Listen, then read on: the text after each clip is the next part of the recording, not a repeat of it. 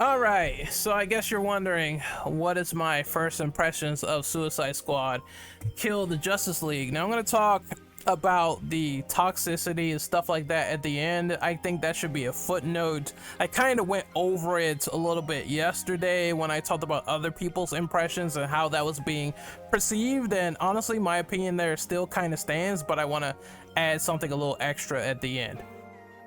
Anyway, I am a closed alpha tester, and they managed to lift the NDA for Suicide Squad Kill the Justice League for the PR that we begged for and asked for, and that was really great because now people want the opportunity to talk about the game, to speak about the game, to spill their guts finally and correct some things along the way. When I played this game, I was expecting not that much really. I thought that it was just going to be a basic run-of-the-mill looter shooter, and it is a looter shooter 100%. You go around and you stop Brainiac's minions from destroying the city, and obviously they affected the Justice League, so you have a lot of missions against them. The game is very heavy on callbacks, and what I mean by callbacks is there is a mission in the closed alpha test that is reminiscent. It's Kevin Conroy at its finest. He's going around and he's doing all these bat traps and he's beating you up as Batman and taking out your whole team, and it's all hectic, and I loved it so much. And then you have the monolith pillars in the background, seeing this whole museum of characters from the Arkhamverse, them pouring in those characters, pouring in this and that and the third, and you just see like it's a whole level of nostalgia. And that's the first thing that I really liked about it. They were paying a great tribute to what I already know and love with setting up lore within this world. And I know people really despise the fact that it's in the Arkhamverse, but I thought it was very quaint and fun, and they actually were taking it and doing something with it. And then you see the final mural of Batman meeting Superman, and you're like, oh shit, this is kind of cool actually, how they're establishing a lot of cool presentation. It first feels like an Arkham encounter, and then you go to the open world Metropolis where you'll be learning the standardized controls. Now I will say, with the way they had their dodge button, which was mapped to one of the R3 or L3 buttons, I had to change that to circle. I didn't like the way that was presented at first, but you have customizable controls, as well as the HUD is customizable. So if you want to limit things, limit numbers, which I don't know why you would limit numbers and damage in a looter shooter, but if you want to limit all of that, because there was a lot of HUD complaints about the UI not looking too spectacular, then you can remove things, take things away, add things, keep it at your leisure. There was accessibility options for that even in this alpha. I would say the people that are kind of pressed and angry about that and saying, oh, this, that, and the third is ugly, rejoice. It should still be in the final game when you have a chance to customize the character loadouts and the character customizations and the UIs and everything of that nature. It's all dynamic in that vein. As for the gameplay itself, well, you're mostly going around and you're fighting the little hollow Brainiac transfused minions that are around the city. I know there was some critique about the city feeling empty, but you know, honestly, it's still a feat regardless of no human life being around, because they're all being transmorphed to Brainiac's ship. Now, first and foremost, I will say, I would have preferred more life around the city. I'm hoping that they have dynamic events, which is similar to Season of Infamy, like it was in Batman Arkham, where there's so many crazy random encounters that will make things feel alive. But from what I played in the closed alpha, you get next to no human interaction whatsoever outside of just your squad mates fucking around and doing crazy emoting and all this other stuff and destroying enemies at a fast paced rate. Like, one thing I have to commend about this game the most is that there was no performance drops going across the city. Your teammates could be like halfway across the city, you could traverse and get over there in like half a minute, right? and it's very seamless. It was no bugs from what I seen. My experience, I had no bugs on the alpha outside of a menu bug where I couldn't load into a match and it said, oh, some error, you cannot load in with your teammates. But after that, the game is pretty much seamless when it loads in, and it's pretty incredible. You have to give credit where credit is due. It's also no tethering. Tethering is when they might introduce, you need to be near your co-op buddy to do this, that, or the third, and it was no tethering at all in this open world. You could go pretty much wherever the fuck you want, anywhere you want, far miles away in Metropolis from your teammates without being tethered or transported over, unless like they might be standing there trying to open a door and you could just be an asshole and not even go over there and start the mission, and have that freedom to do whatever you wanted within, whether it's kill enemies or get XP or do the missions. It's a lot of freedom there. I don't know how they're gonna handle that in particular if someone is off the objective for far too long, but from what I noticed, you could be off that thing for quite a bit, and it's very free in a co-op game, as opposed to something like Gotham Knights where you have to be tethered and they might introduce invisible walls, and that just makes the open world less fun and makes it more restrictive. And I'm glad this game actually doesn't do that at all of the sort, and it's quite impressive that they actually stuck in and tried their best. But as I said, for the human life, people not being around, hopefully they add more dynamic events, because from what I saw, everyone was turned to sand and there was no other interactions. Now, I did see some people talking in previews saying that there will be opportunities where you'll see Batman stalking you, and there will be references made with the other superheroes leading to dynamic events. Of course, there's dynamic weather as well, which is always cool to see. So you might start a mission at nighttime, you might see it raining, you might see it be sunny, it might be windy, it might be cloudy, which is also something that kind of adds into the world and the background and the environments. The gameplay felt rather fun. I'm gonna be cliched and say what everyone else has been saying. It's rather fun because one of the main concerns I had was it getting very stale very fast, and they do add in a bit to keep your intrigue. Like, you may shoot an enemy in the air and you couple that in with shooting it with bullets a couple of times, then you do a melee move. There is melee in this game, despite the earlier criticisms of there not being melee and people saying there is no melee at all. You can punch people, hit people, beat them with bats. The characters I played with didn't feel like clone characters. Of course, while they have the shooting mechanics in common, they all have different guns, and this leads to differing skill sets with those guns and differing skill trees behind them, because different characters had certain things they could do. Like, of course, King Shark has the shotgun, and he also has a lot of AoEs where he could jump into the air, land on the opponent, squash them. And the same could be said for Harley Quinn. She is a lot more nimble, jumping around and flipping around and hitting people with bats and getting bat damage. And she could also do like an Arkham style takedown move when you unlock and upgrade it, and she could pound enemies into a pulp when they have low health. Everyone feels like they do different things. I got a little bit of an opportunity to play with Captain Boomerang as well, and he can sort of throw his boomerang, and he has like the Flash gear on him because they break into like a museum earlier, like I said, and they steal the high-tech equipment there. Harley, she has the Batman grappling hook, or the little bat plane that she uses to get around the city. And then of course, naturally, Captain Boomerang has the Flash equipment, so he could throw his boomerang and run really quickly, just zip up places, zip up walls, and it's pretty entertaining to see, I would say. The traversing in this game is really good, actually. It feels fast. I thought Avengers was slow, but you can zip around the map in no time in this game, and one thing I love about a superhero game is locomotion and traversing. That's one of the key pillars you need to get right. I need to feel like a beast getting around the city. It needs to feel fast and fluid, and I do believe they nailed a design here. You could also intersperse traversal with combat, which is also pretty great. If you want to do like a barrel roll and you could do a backflip in the air, shoot someone in the head, then slide on the ground, knock them over, then beat them in the head with a baseball bat as Harley Quinn, those are your options. Like, the combat is not really the most in-depth thing I've seen in the world, but it is robust enough to do combos, to do patterns, and knock enemies out of the way. As for the difficulty itself, I think this game starts to get really challenging, starts to hit you in the head with like hand-fisted strikes over and over again when you fight enemies in swarms. Of course, naturally, the mainstay of this game is to play this with friends because it is a game based on 4-player co-op.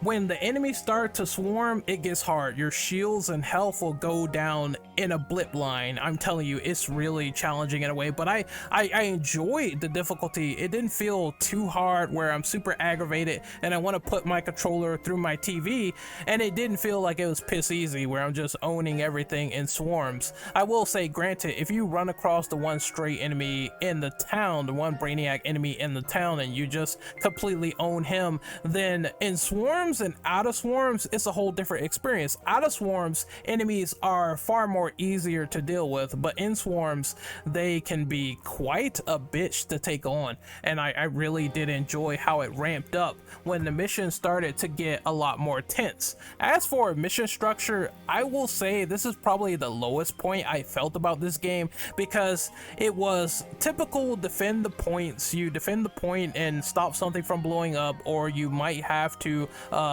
throw on an explosion on some device and defend it a little bit. I'm hoping there's a lot more variety with the section that I played, because I didn't get to experience the same things such as boss battles or anything of the sort. It just kind of stopped when you saw Green Lantern's like projection come on screen and Wonder Woman comes in during the cutscene, and it's pretty much over at that point. They could have done a lot more to demonstrate and make those things stand out. That's kind of why my friends just decided to go around and fuck about. But I do believe that the characterization and playing to progress forward and seeing the antics of the Suicide Squad is definitely worth the price of admission for this game. Overall, great gameplay, great design, great traversing.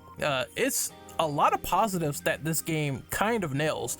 The only thing that I think may be a problem going forward is the variety in the city.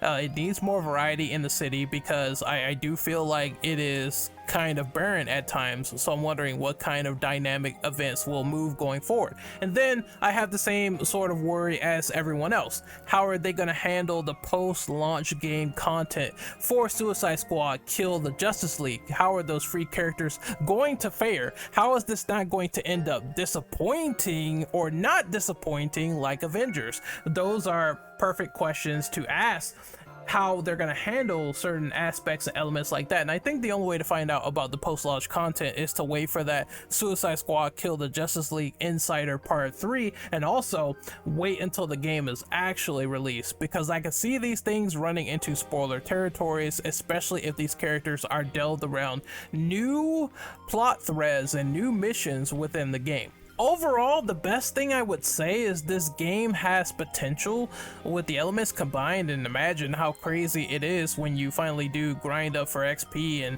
you come out with like a super beastly king shark just throwing like butcher knives everywhere. It reminds me of an interspersed Fortnite with the goofy designs and just how you shoot things and whatnot. It reminds me of Borderlands, where they have those looter shooter mechanics and you're trying to get the strongest guns, or you're trying to get the strongest equipment within the game. It reminds me of Sunset Overdrive, where you have all this freedom of jumping around, and just it is like a crazy paradise getting around the town and exploring it. And it is interspersed with the Arkhamverse, which is honestly, from what I see, all the lore and presentation and everything they have in the cutscenes and how the characters act, it's pretty cool. There's a lot more positives than negatives, and the cons would be, like I said, once again, variety, post-game content, and being overwhelmed a bit at times. But this game has good potential to be a fun, enjoyable experience once you finally get your hands on it. I do believe that my time was better than I expected, and I cannot wait until launch to finally get my hands on Suicide Squad Kill the Justice League and uncover the depth behind the game. If anything, playing this out of morbid curiosity just makes my nuanced discussion even more curious in how they will handle feedback going forward with the game in the future, because they're working on this game with 1 year of development, and I want to see what else is behind the hood. How is the Superman boss fight going to be? How is the Batman boss fight going to be? Are we going to actually kill the Justice League or not? It's a lot of unanswered questions that are only going to be answered when the game finally drops and comes out. Now, first and foremost, I want to overall positive review. I talked about the things that I liked, I talked about the things that I didn't, and I didn't witness any of the boss fights. Otherwise, I would tell you if the Flash was super challenging and annoying or not, if he was super easy. But one thing I want to address is the community. Now, despite my first impressions here, some of the people centered around this discourse, for lack of better words, are very nasty motherfuckers, very miserable, very unhappy beings, just because someone else decided to like a video game. I have people creating false narratives in their head simply because I seem to enjoy having fun with Suicide Squad Kill the Justice League. Some of the stuff I see on X is wild, and that is a wild ass stupid app that basically has contributed to smooth brains in the comment sections galore. But for people to say and cherry pick off of the IGN review, which is honestly the most negative impression of that day, for people to cherry pick and say, well, there was no other positive reviews said, there was no other positives about the game given, everything is basically super negative. Dustin was right about everything, despite this guy like constantly correcting himself over the span of 72 hours, just constantly adding on to the dog pile. And we're standing IGN, the people that said too much water in a Pokemon game is a criticism. We're standing IGN, who said Death of Superman, the animated DC movie, was mid. We're standing IGN, the people that said God Hand was a 3 out of 10, and they said Urban Rain was too fucking hard for them to handle, and they were basically diminishing great games because they were just hard games. IGN, the people that makes clickbait and lies all the time, and we clown journalists every singular day, you're siding with them to meet your quota and narrative. It is by far one of the most bizarre things I have seen online, but this is what people would do. They will side with the enemy opposition just to make themselves feel good, and it's quite jarring. I don't understand this behavior, but I think it is sheepish mentality because it shows that you cannot think for yourself. You decide to let a publication do it for you if you were remotely invested into a game in the first place, and you're not invested into this game. Some people just want to do this weird little dance of pseudo intellect. They want to act holier than thou, and it's just weird. Again, it's weird behavior. I'm not talking about the people who actually played the alpha and just decided it's not for them from their impressions. I'm talking about the folks that are not willing to sign up for anything like this of the sort. They want to sit on the sidelines. They want to see things crash and burn just simply because they don't like live service. And it's fine not to like a game's genre or live service, but at the same time, you got to be fair about what is going on. You cannot make statements saying that everyone who has played this alpha test has been paid off, because I know I didn't see a singular cent from Warner Brothers. Most of the people on Twitter, after they lifted that NDA, they didn't see a singular cent from Warner Brothers. The most you can say is that the folks that was flown out, they were paid for catering probably, and the flight ticket going back and going home and all that other stuff. Those folks had a free trip, basically. That's what WB probably paid for, but everyone else, not a damn cent. And I can pull it up now. You can see it now on my screen of all the people that are saying Suicide Squad Kill the Justice League was fun. You will see that as an underlying narrative. They think the game was fun, but they also are worried about the live service elements and too much being on screen. I just broke it down for you in like literally 2 seconds, and here it is scrolling here. I don't know what planet you live on. You might live on planet C, planet B, or planet Z.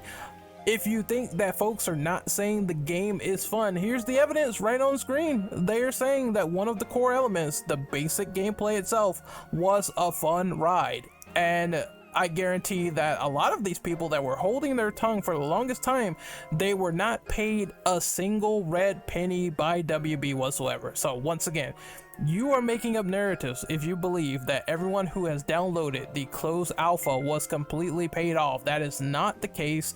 I think they just happen to like the game, and you cannot stand that they liked the game, which is why you're hyper fixated on the negative parts of it. And that's fine, you know, there are people saying negative things about this game, but I don't get where people are saying the game is perfect.